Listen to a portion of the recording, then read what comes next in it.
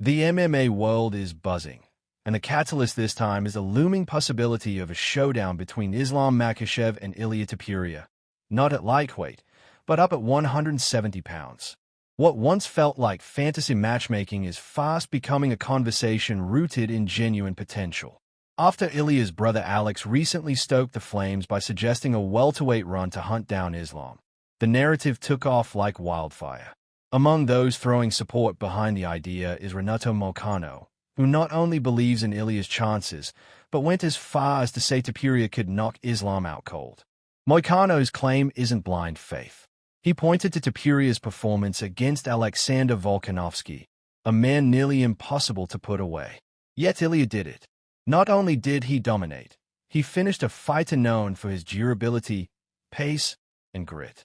If Topuria can dispatch someone of Volk's caliber at 145, Moicano sees no reason he can't replicate that performance against Islam at 155 or even 170. Ilia's head movement, his boxing, his composure, they're not just good, they're elite. And critically, Moicano emphasized that Ilia's grappling is solid enough to survive with Makhachev on the ground, which is where most of Islam's opponents fall apart.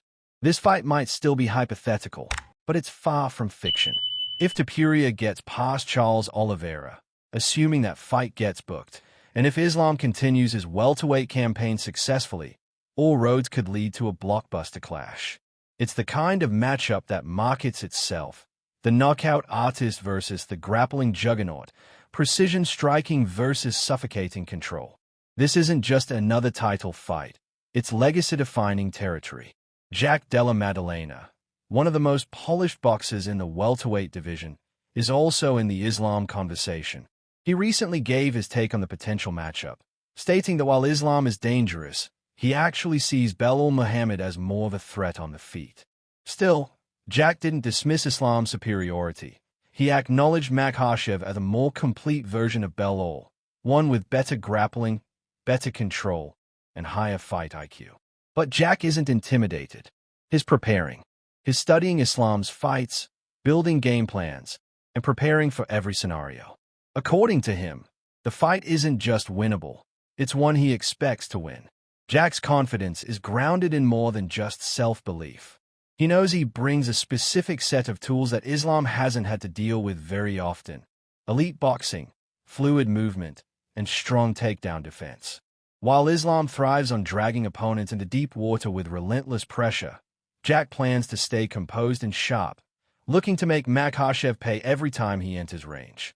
And then there's the potential ripple effect. If Islam defeats Jack, the options open up in dramatic fashion. He could face Shavkat Rakhmonov, a matchup between two of the most dominant and unbeaten forces in the sport. There's also Belal Muhammad, a teammate-turned-opponent narrative that writes itself.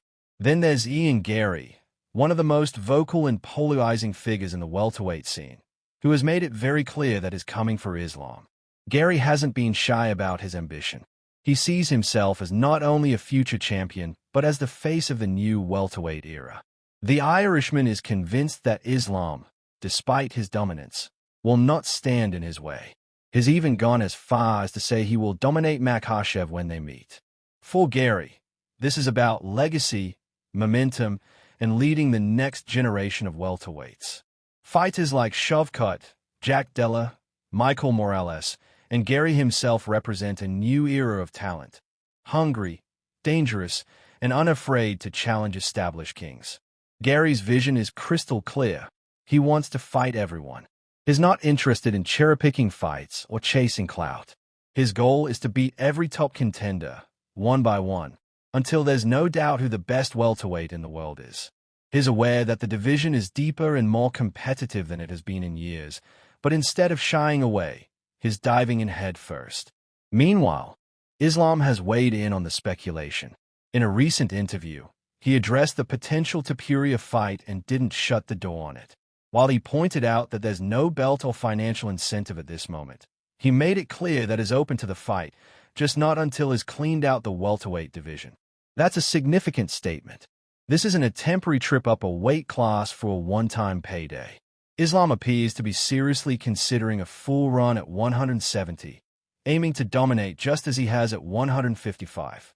He was clear: if the UFC wants it, if the fans demand it, and if Dana White gives the green light, he'll be ready. That's not the kind of answer a fighter gives when they're ducking a challenge. That's someone who's already thinking about how to conquer new territory.